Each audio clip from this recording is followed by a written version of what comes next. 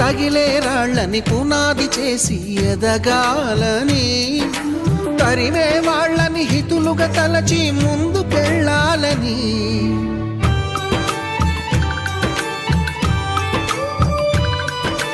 కన్నుల నీటిని కలల సాగుకై వాడుకోవాలని, కాల్చే నిప్పుని ప్రమిదగా మలచి కాంతి పంచాలని, గుండెతో ధైర్యం చెప్పెను, చూపుతో మార్గం చెప్పెను, అడుగుతో గమ్యం చెప్పెను. నేనున్నానని, నేనున్నానని, నీకేం కాదని, నిన్నటి రాతని మార్చేస్తానని.